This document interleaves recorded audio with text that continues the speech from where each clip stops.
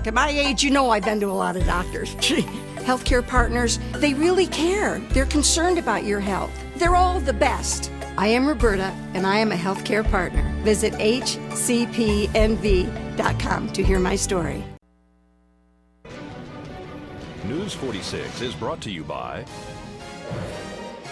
Comfort Hospice Care, where we give our patients and their loved ones peace of mind, knowing we provide the highest quality of care 24 hours a day, 7 days a week. For more information, call 775-751-0349.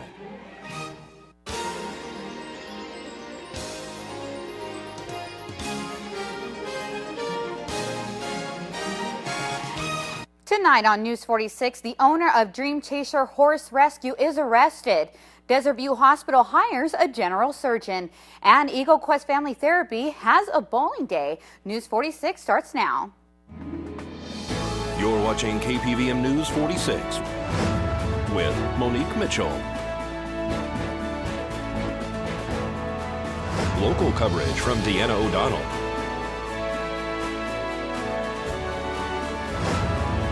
News 46, local coverage you can count on. Good evening. It's Thursday, July 18, 2013. I'm Monique Mitchell for News 46. Well, Diane Davis, who is the owner of Dream Chaser Horse Rescue, has been taken into custody after allegedly lighting her own home on fire, killing 13 dogs and injuring 2 additional dogs and 2 cats, according to the Nye County Animal Control. Director Vance Payne told News 46 that Animal Control has taken custody of 2 additional live dogs and 2 cats, along with 11 horses. They are being held in an undisclosed location under protective custody. Nye County Sheriff's Office has issued a release regarding one individual who was taken into custody for first-degree arson, torturing, overdriving, or injuring animals times 17 counts, discharging a firearm within a structure, and resisting a public officer. Arrested was 57-year-old Diane Davis, the owner of Dream Chaser Horse Rescue on Murphy Street. On Sunday night at approximately 9:30 p.m., deputies were dispatched to a report of a female wanting to commit suicide at an address on North Murphy.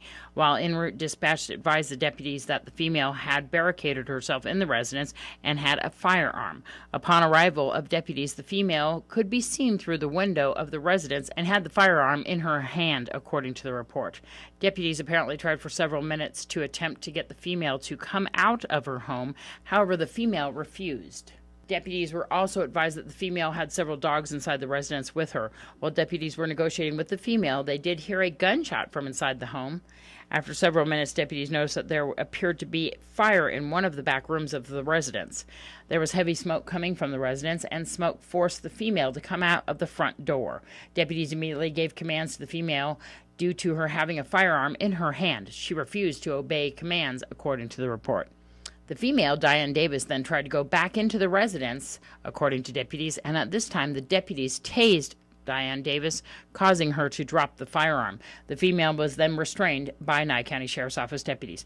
Pahrump Valley Farm Rescue was requested to the scene to put out the fire. It was found by investigation that the female had started the fire and several of her dogs perished inside the home. Diane Davis was taken into custody on Monday and was arrested on those following charges, booked into the Nye County Sheriff's Office Detention Center. She is being held on the bail amount of $35,000. This is Deanna O'Donnell for News 46. A family of 5 in a compact car was struck from behind on Pahrump Valley Boulevard this afternoon. Luckily, no one appeared to be seriously injured. Tonight's accident report is brought to you by Stovall and Associates. Don't expect insurance companies to have your best interest in mind. Stovall and Associates cares. Let us help you if you have been involved in an accident.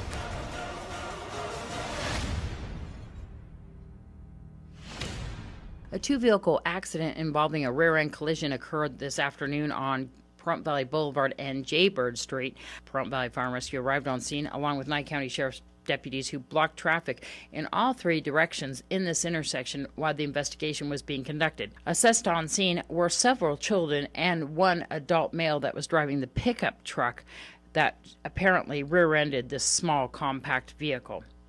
Inside the compact car was one mother and her 4 children. 3 of the children were in the back seat, restrained properly with a car seat and a booster seat as well. Medics checked out all the children on scene. The smaller children were shaken by the accident. The one female toddler was transported with her mother to Desert View Hospital. The adult male inside the pickup truck was also transported to Desert View Hospital via additional ambulance. A 3rd ambulance was also called on scene. However, the father arrived on scene and decided to transport his children to medical facilities himself. Nye County Sheriff's deputies are investigating. This is Deanna O'Donnell for News 46. Well, the Nevada Department of Motor Vehicles has received a number of calls and emails from Nevada residents who thought they were renewing their vehicle registration on the state's website, only to find out too late that they were on a private site that charged them for basic information. The private sites offer to help customers through the registration and licensing process for a fee. The site used paid online advertisements that look similar to a search engine result. DMV's official website address is dmvnv.com and offers information about licensing, registration, titling, vehicle insurance, and more. There is no cost for this service. Motorists should ensure that address bar on their computer says dmvnv.com. Well, as we head into our first break, let's join Mr. Movie Phone. I'm Mr. Movie Phone. It's a Ryan Reynolds kind of weekend as he stars in 2 big movies, one for the kids and the other for, well, we'll find out with my weekend movie preview next. Today's news is brought to you in part by Dr. George Leeks, Pahrumps optometrist since 1990, offering full-spectrum eye care for children and adults. Call today, 727-8300.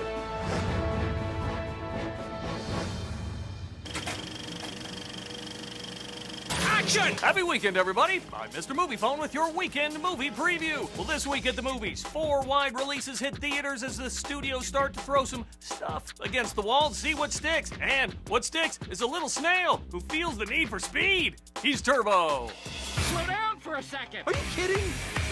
I'm never going slow again.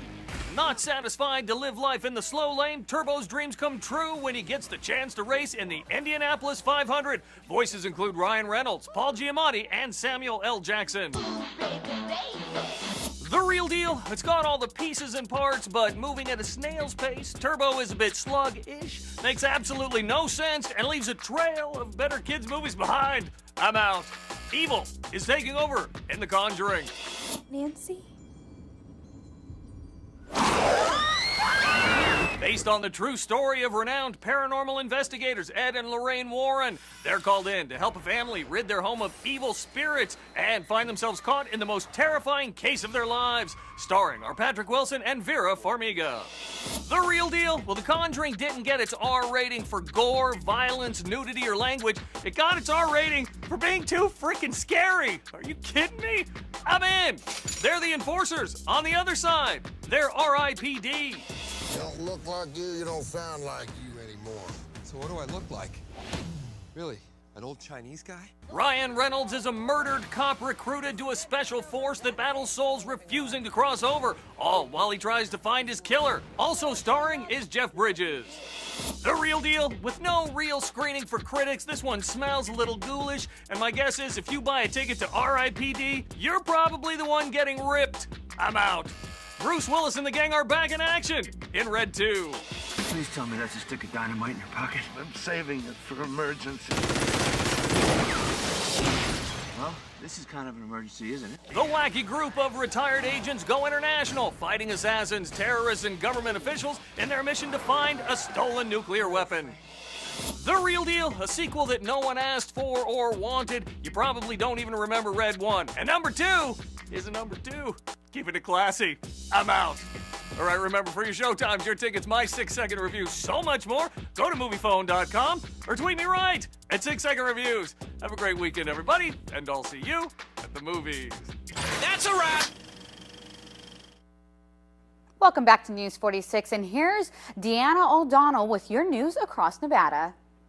The unemployment claim figures are in, breaking the recent trend. 14,910 initial claims for unemployment insurance were filed in June, an 11.8% decrease from the 16,896 claims filed in June of 2012. This is the second largest decline this year and the first time since January that the decline has been more than 10%. From February through May, the annual decline in initial claims have been getting smaller each month, with a decline of just 0.8% in May. June's level of initial claims, in contrast, is the second lowest in the past 5 years and only the second time in that period that initial claims have been below 15,000. Public interviews are scheduled next week for the 4 semifinalists being considered for Nevada Superintendent of Public Instruction. The State Board of Education will interview the contenders during an open meeting July 25th. The board will then recommend 3 names to Governor Brian Sandoval, who will make the final appointment. The next superintendent will replace James Guthrie, who abruptly resigned in March after a year on the job. A federal study ranks Nevada 44th in the nation in per-pupil spending on education. The National Center for Education Statistics report made public Tuesday analyzed public school expenditures and revenue in 50 states and Washington, D.C. The national average in per-pupil spending was $10,658 during fiscal year 2011. Utah spent the least with $6,326 per student. Washington, D.C. spent the most at $20,793. Nevada spent an average of $8,411 per student in fiscal year 2011. That's a little more than $2,200 less than the national average. The report is for the Federal Education Department. It says Nevada spent about $3.7 billion for public schools in 2011. About 60% of that amount, or $2.2 billion, went to classroom instruction and student support services. I'm Deanna O'Donnell. That's your news across Nevada. Well, a lawsuit filed by a woman who claimed then-candidate Jim Gibson assaulted her has been dismissed. A cocktail waitress claimed Gibson assaulted her in a parking garage next to the McCormick and Schmick restaurant on Flamingo Road in Las Vegas. The alleged incident happened weeks before Gibson won his 2006 race for governor against then State Senator Diana Titus. No charges were ever filed, but the waitress filed a federal lawsuit against Gibson and others, including former Sheriff Bill Young. General Surgeon Dr. John Sorensen has taken residency at Desert View Hospital. We spoke to the doctor and CEO Kelly Adams about the additional services that will be offered. It's so important to have more physicians in the community. Part of that is having a general surgeon and having a full-time general surgeon here. Dr. Sorensen happened to be looking for, I'll let him talk about that, looking at the same time that we were looking to add to the community complement of physicians, and so it's worked out quite well. So this is a real coup for Desert View Hospital and Pahrump to be able to attract such a world-class surgeon.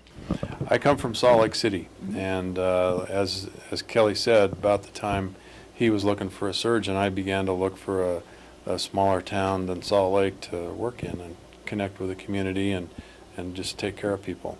And I think I found it here. This is a lot of fun. I'm looking forward to it. What does this mean for the services that are going to be offered on site there at Desert View Hospital? Yeah, this expands the cadre of surgical services. You know, as I look at the transfer logs and transfer records of patients leaving and out migrating to Las Vegas, this will kind of decrease that. So we'll be able to take on the general surgery cases, others that we can keep here, some of the more critical patients. Let's hear about your professional career. Well, I've been in practice for a little over 20 years. I've been trained in general surgery and also in transplantation, critical care. I've done a lot of trauma surgery, cancer surgery, transplant surgery, and also been deployed 4 times with the military. I've got some experience that I can bring to the table, and I look forward to doing it here.